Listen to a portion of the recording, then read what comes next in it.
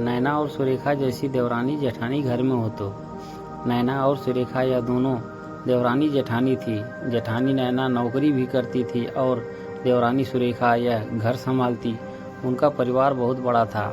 सास ससुर और उन दोनों के बच्चे, कुल मिलाकर 10 लोग घर में रहते। और अब बहुत साल बाद उनकी बुआ सास अपने भाई के घर रहने आई थी। सुबह उठने के बाद बुआ सास ने देखा कि नैना फटाफट अपने काम कर रही थी। सुरेखा ने नाश्ता बनाया और वह नाश्ता नैना ने सबको परोसा। उसके बाद नैना ने अपना टिफिन पैक किया और वह काम पर निकल गई। सुरेखा ने वापस दोपहर का खाना तैयार किया और थोड़ा वक्त अपनी सास और बुआ सास के साथ बैठी रही। बुआ सास से रहा नहीं गया। उन्होंने सुरेखा को पूछा, छोटी बहू, तुम्हारी जिठानी तुझ पर बहुत हुक्म चलाती है। सुबह से देख रही हूँ कि रसोई घर में अकेले ही काम करती हो। और वह महारानी दिखावा करने के लिए नाश्ता परोस रही थी, जैसे कि उसी ने ही नाश्ता बनाया हो। यह सुनने के बाद सुरेखा ने बुआ सास की तरफ देखा और बोला, बुआ जी, ऐसा कुछ नहीं है, नैना दीदी बहुत अच्छी हैं। बुआ सास बोली, तुम बहुत भोली हो सुरेखा, मुझे सब समझ में आता है। मेरे बाल धूप से सफ़ेद नहीं हुए हैं। सुरेखा ने अब नहीं रहा गया। वह बोली, ऐसा नहीं है बुआ जी, आपको नैना दीदी के सबको नाश्ता परोसा वह दिखा, पर आपको यह नहीं दिखा कि दीदी ने मुझे ज़बरदस्ती सबसे पहले नाश्ता करने दिया और चाय भी दी। वह रोज़ मुझे ऐसे सबसे पहले ही नाश्ता दे देती हैं, नहीं तो सबके लिए नाश्ता करते करते मैं खुद के लिए नाश्ता बनाना भूल जाऊंगी।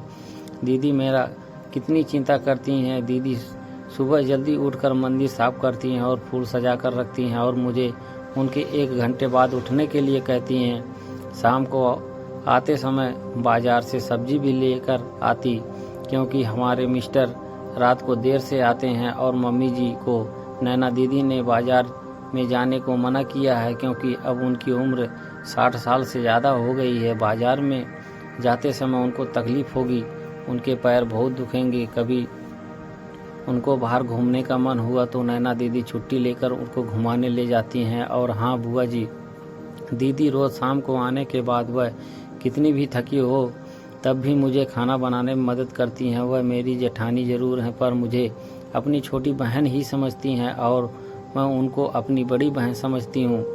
यह सब सुनकर बुआ सास एकदम चुप हो गई। उनकी चुगली सुरेखा के आगे टिक नहीं पाई। शाम को नैना सब्जी की थैली सुरेखा के पास देते हुए बोली, सब्जी के साथ तुम्हारे मनपसंद लेखक की किताब भी उसमें है। यह सुनकर सुरेखा खुश हो गई। नैना को थैंक यू बोलकर सब्जी की थैली किचन में रखकर वह अपने रूम में चली गई।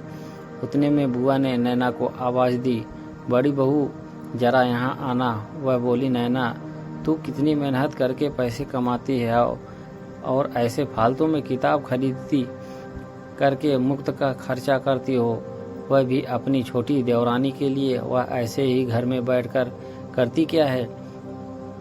तुम दिन भर मेहनत करती हो और वह घर में आराम करती है। इस पर नैना हंसकर बोली, क्या बुआ जी, आराम? और सुरेखा, उसे तो कहने पर भी वह आराम नहीं करती। सुबह उठकर बेचारी काम करती रहती है।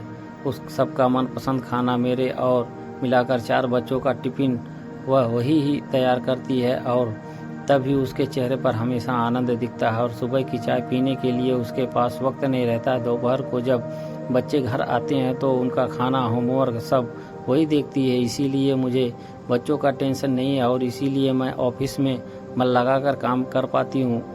कुछ दिन पहले ही मुझे प्रमोशन मिला है। उसके अलावा मम्मी जी और पापा जी की दवाइयाँ कभी ख़त्म हो गई और वह कभी लाने की हो तो वही ध्यान में रखती है। घर में कोई मेहमान आए तो उनकी मेहमान नवाजी भी वही करती है। बुआ जी, घर और बच्चे संभालना छोटी बात नहीं है। इतना सब कुछ सुनकर बुआ जी की उनकी तो बोलती ही बंद हो गई। नैना कभी कोई शिकायत नहीं करती है, वह सब काम कर लेती है। वह सिर्फ पढ़ना पसंद करती है। फिर मैं मेरी छोटी बहन के लिए इतना नहीं कर सकती? मैं नहीं करूँगी तो और कौन करेगा? इतना बोलकर नैना अपने रूम में चली गई। यह सब बोलना नैना की सास पीछे खड़े होकर सुन रही थी। वह बुआ के पास आई और बोली, जीजी, यह दोनों देवरानी जेठानी जरूर हैं, लेकिन उनका रिश्ता तो सगी बहनों से भी ज़्यादा पक्का है। मेरे घर की मजबूत दीवारें हैं यह दोनों। पहले मैं भी एक बुरी सास थी, हमेशा इन दोनों में झगड़ा लगाने का प्रयास करती थी। पर यह दोनों के प्यार के आगे मैं हार गई। वैसे ही झगड़ा लगाकर नुकसान तो हमारे ही घर का होगा ना। पर यह बात बुआ को समझ में नहीं आई।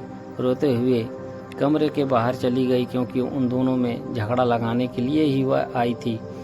पर नैना और सुरेखा, उनके जैसी दो समझदार देवरानी जेठानी के बीच झगड़ा करवाना बहुत मुश्किल था। तो दोस्तों, नैना और सुरेखा, इनकी जैसे समझदार देवरानी जेठानी जिस घर में होंगे उस घर का कोई बुरा नहीं कर सकता। जिस घर में ऐसी बहुएं होंगी वह घर स्वर्ग बन जाएगा। दोस्तों, देवरानी जेठानी की सुंदर पारंपरिक कहानी आपको कैसी लगी कमेंट में ज़रूर बताना, और हमारे बहुत सारी कहानियाँ सुनने के लिए हमारे YouTube चैनल को सब्सक्राइब करें। धन्यवाद।